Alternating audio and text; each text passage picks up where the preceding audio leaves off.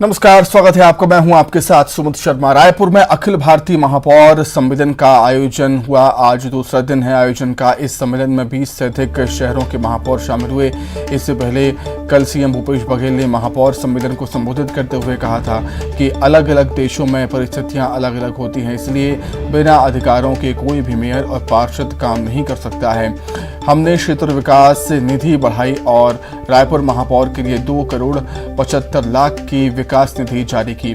उन्होंने कहा कि आज छत्तीसगढ़ को शहरों में कहीं गोबर नहीं मिलेगा, क्योंकि हम गोबर खरीद रहे हैं। गोबर से हम प्राकृतिक पेंट और बिजली बना रहे हैं। रायपुर नगर निगम की पुताई भी गोबर से बने पेंट से ही हुई है।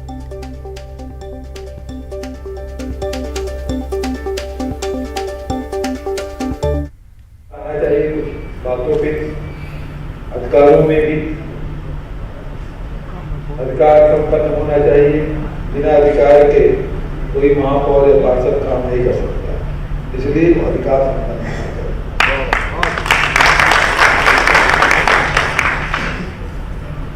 दूसरी महत्वपूर्ण बात यह है कि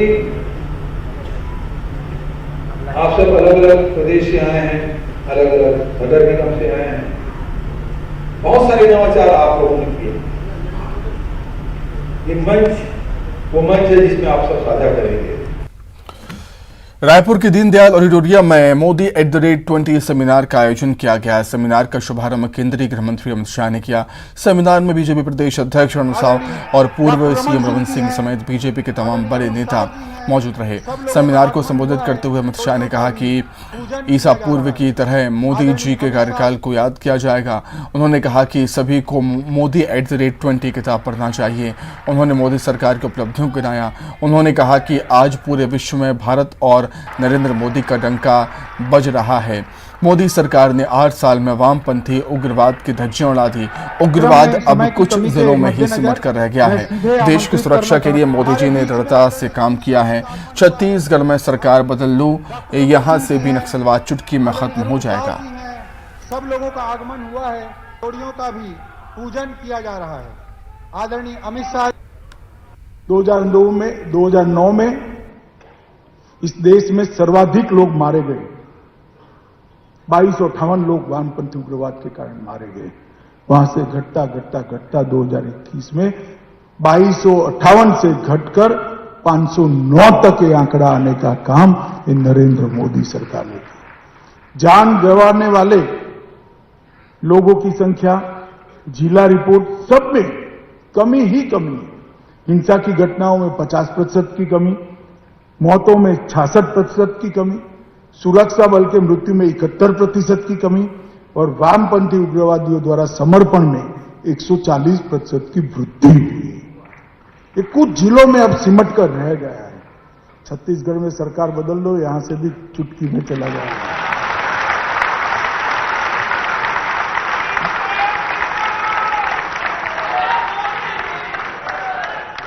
नहीं तो देश की सुरक्षा के लिए मोदी जी ने दृढ़ता से काम किया है। कई सारे ऐसे काम किए हैं कि हर गांव में बैंक पहुंचाने का अभियान होता है। 30 सर्वाधिक जिले जो छत्तीसगढ़ के हैं, उसमें 1253 शाखाएं खोलने का काम किया है। लगभग 2343 मोबाइल टावर लग चुके हैं नए वामपंथी उग्रवादी क्षेत्रों के अंदर और 2542 नए लगने वाले हैं। 243 आवासीय एकलव्य विद्यालय बने। वहीं केंद्रीय गृह मंत्री अमित शाह के बयान पर पलटवार किया है सीएम भूपेश बघेल ने। नक्सलवाद मामले पर अमित शाह के बयान पर पलटवार किया और सीएम भूपेश बघेल ने कहा कि 15 साल सरकार में रहने के बाद भी लगाम नहीं लग पाई नक्सलवाद पर। 15 साल में नक्सलियों का खात्मा नहीं हो पाया।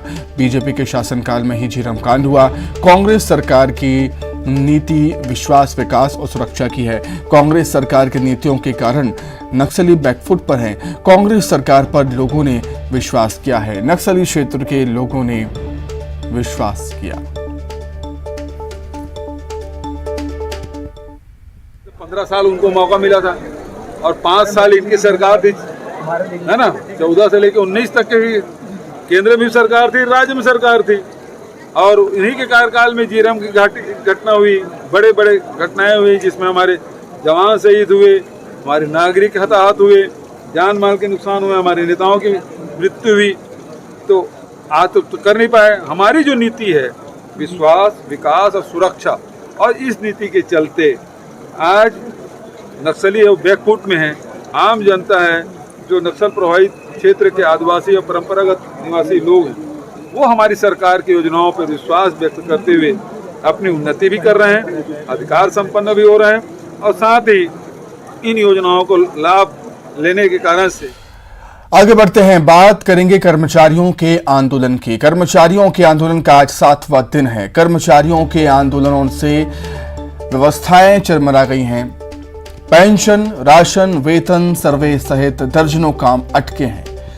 राज्य के अधिकारी कर्मचारी 7 दिनों से आंदोलन पर हैं। 2 सूत्री मांगों को लेकर वो आंदोलन कर रहे हैं। तो कर्मचारियों के आंदोलन का आज 7वां दिन, और कर्मचारियों के आंदोलन से व्यवस्थाएं चरमरा गई हैं। सरकारी व्यवस्थाएं हैं, सरकारी कामकाज हैं, वो खासे तौर से प्रभावित हो रहे हैं। पेंशन, राशन, वेतन, सर्वे सहित दर्जनों काम अटके पड़े।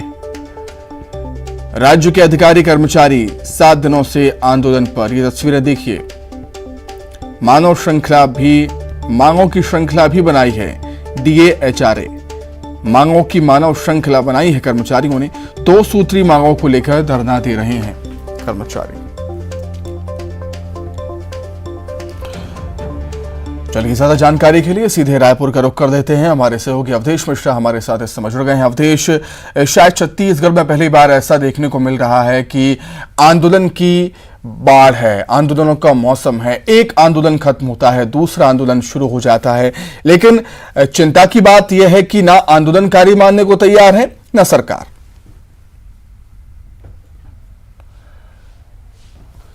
बिल्कुल बिल्कुल, आपने सही कहा कि आंदोलनों की बाढ़ आमतौर पे छत्तीसगढ़ की बात कर ली जाए तो चुनावी साल में देखने को मिलता था कि चुनावी साल जब भी होते थे 2018, 2013, 2008, इन सालों में लगातार जो है आंदोलन धरातल पे दिखाई पड़ते थे।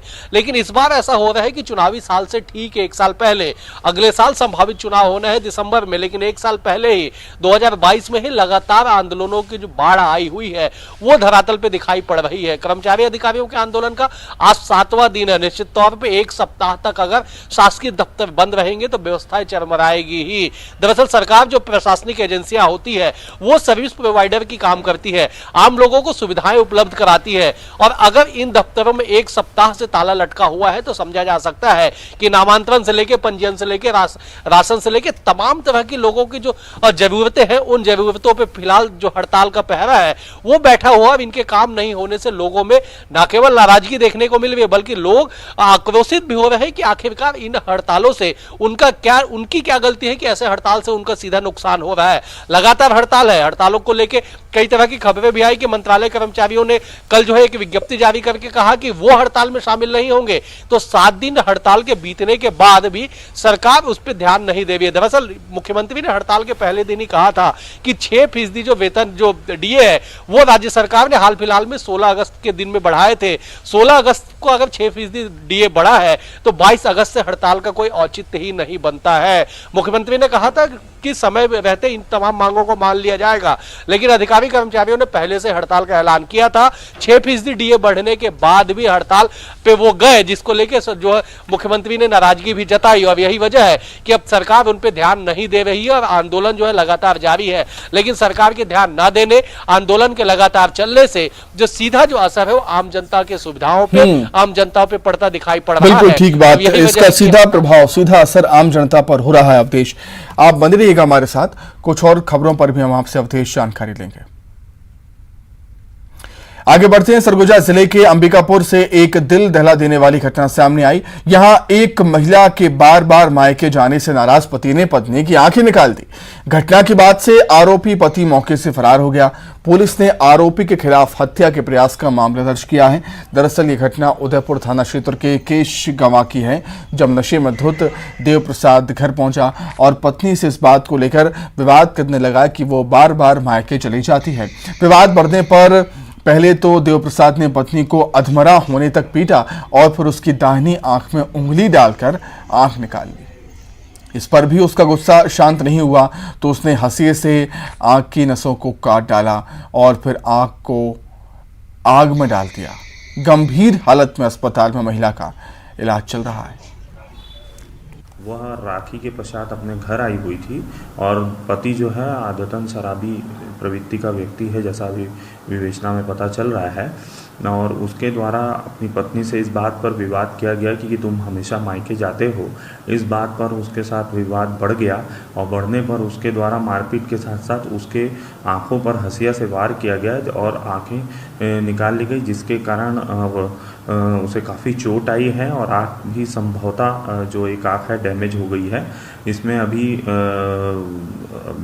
आईपीसी की धारा 307 एवं 326 के तहत थाना उदयपुर में अपराध पंजीबद्ध किया गया है। वहीं बिलासपुर में एक युवक ने अपनी पत्नी पर प्रताड़ित करने का आरोप लगाया है और बोतल में पेट्रोल लेकर आत्मदाह करने के लिए एसपी ऑफिस पहुंच गया, जिसके बाद वहां हड़कंप मच गया। उसने अपनी बीवी पर ससुराल वालों के साथ मिलकर ब्लैकमेल करने का आरोप लगाया। पुलिस अधिकारियों ने उसे समझाकर काउंसलिंग के लिए महिला थाने भेज दिया। युवक का कहना है कि शादी के कुछ दिन बाद दोनों में विवाद होने लगा। उसकी पत्नी उसे धमकाकर घर का कामकाज करवाती थी। फिर करीब 1 महीने पहले उसे छोड़कर कहीं चली गई तो उसकी गुमशुदगी की रिपोर्ट सरकंडा थाने में दर्ज कराई। पीड़ित के मुताबिक उसकी पत्नी फोन पर अपने परिजन से बातचीत कर ठीक होने की बात कहती है और उसे पत्र लिखकर झूठे केस में फंसाकर जेल भेजने की धमकी देती है। मतलब केस भी लगाने के लिए सरकंडा थाना गई थी, पर हमारा कोर्ट मैरिज है करके उसको थाने से भगा दिया गया सर। ठीक है, यहाँ पे सर मैं आत्मदाह करने आया था सर, क्योंकि मेरे को बहुत प्रताड़ित कर रहे हैं सर, चारों तरफ से मतलब बहुत प्रताड़ित कर रहे हैं मेरे को। उनके घर वाले भी बहुत प्रताड़ित करते हैं। ठीक है, वो लड़की भी पत्र के माध्यम से मेरे को इतना प्रताड़ित करती है। एक बार अगर वो जो भी चाहती है सर, मैं ये चाहता हूँ कि वो मैं ये चाहता हूँ कि वो एक बार आए मेरे सामने, उसको जो भी उसके मन में है वो मेरे सामने बोले सर। सर काउंसलिंग में मैं गया था सर, उसमें इस काउंसलिंग इसलिए हुई थी सर क्योंकि वो मेरे को बहुत परेशान करती थी, पूरा काम करवाती थी सर घर में। ठीक है, अगर आप काम नहीं करोगे तो मैं थाने में रिपोर्ट कर दूंगी। मैं लड़की हूँ, महिला हूँ, मेरी सुनवाई पहले होगी। इसलिए सर उस टाइम भी मैं फिनाइल पिया था सर, एक बार और आत्महत्या करने की कोशिश किया हूँ, क्योंकि मैं सर बहुत प्रताड़ित हो चुका हूँ और मैं ऐसे घुट के नहीं जी सकता। रायपुर से खबर है, सिटी बस संचालकों का रास्ता साफ हो चुका है। 15 सितंबर से चलेंगी 15 सिटी बसें। सिटी बसों का 2 साल का बकाया टैक्स माफ होगा। 1 महीने में सड़क पर होगी सभी 67 सिटी बसें।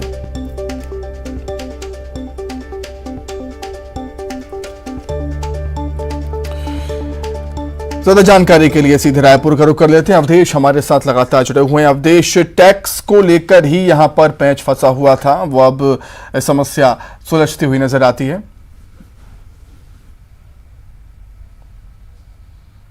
बिल्कुल, कोविड काल के समय से ये सिटी बसों का संचालन रोक दिया गया था। जब से सिटी बस का संचालन रोका गया, फिर से एक बार जब लॉकडाउन और कोविड के समाप्ति के बाद जब सिटी बसों के संचालन की बारी आई, उस वक्त टैक्स को लेके झमेला हुआ कि 2 सालों तक सिटी बसें खड़े रही तो उसका टैक्स कैसे दिया जाएगा, जो करोड़ों रुपए में जिसकी राशि बनती है। तो ऐसे में लंबे मंथन के बाद जो मंथन किया गया प्रशासन और सिटी बस संचालकों के बीच में, उसके बाद निर्णय लिया गया कि 2 सालों का जो सिटी बस का टैक्स बकाया है उसे प्रशासन माफ करेगा और उसके बाद जो है सिटी बस संचालन का रास्ता जो है वो साफ हो चुका है। 15 सितंबर डेडलाइन तय की गई है कि पहले चरण में 15 सितंबर से 15 सिटी बसें जो है वो सड़क पे दिखाई देंगी और 1 माह के भीतर सभी 67 जो सिटी बसें हैं उनका परिचालन, उनका जो संचालन है वो राजधानी में शुरू हो जाएगा।